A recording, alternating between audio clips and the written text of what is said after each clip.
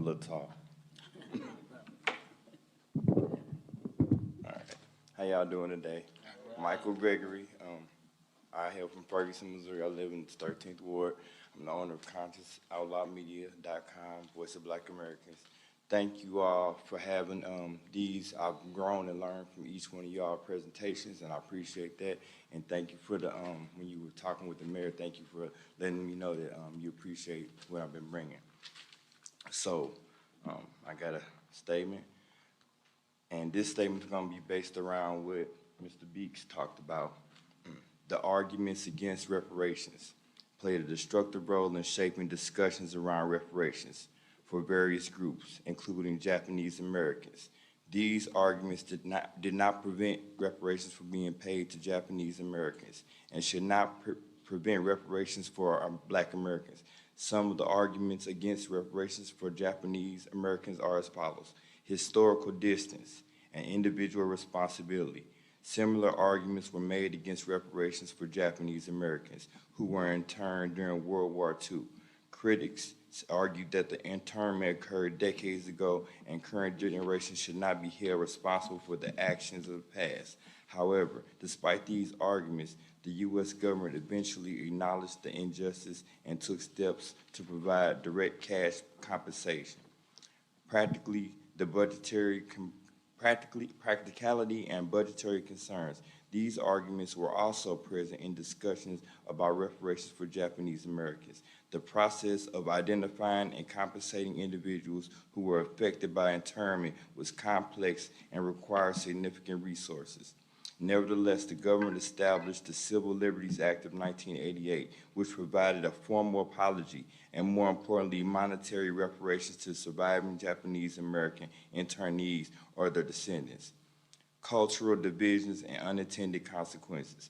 These arguments were considered in the context of Japanese American reparations as well. Some critics worried that providing reparations might create division or resentment among different ethnic groups. However, the Japanese American reparation process aimed to acknowledge the specific historical injustice and promote healing rather than division. Legal and political challenges. Overcoming legal and political challenges was a significant aspect of implementing reparations for Japanese Americans. Advocates and supporters of reparations had to work to build a consensus, navigate legislative processes, and address oppositions in order to pass the legislation that eventually led to reparations. The fact that the nation of Japan at the time was one of the world's economic superpowers can no account be overlooked. Where is the international pressure for justice for Black Americans? Shift in focus and ineffectiveness. Some argue that the reparations might not effectively address the root causes of internment related injustices. However, the reparations for Japanese Americans were seen as a way to acknowledge the violation of their civil rights and to provide a measure of justice and closure.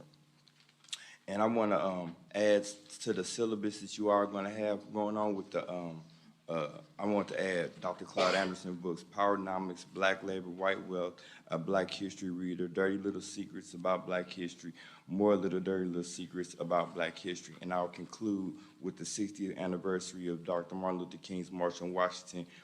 Previous to that, we're coming to get our check.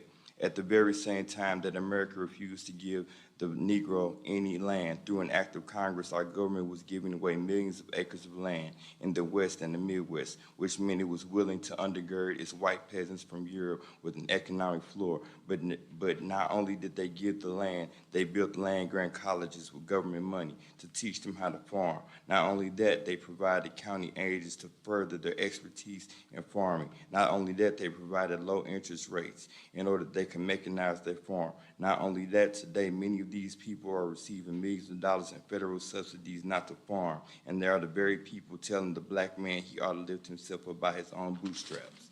This is what we are faced with today, and this is the reality. Now we come to Washington in this campaign. We are coming to get our check.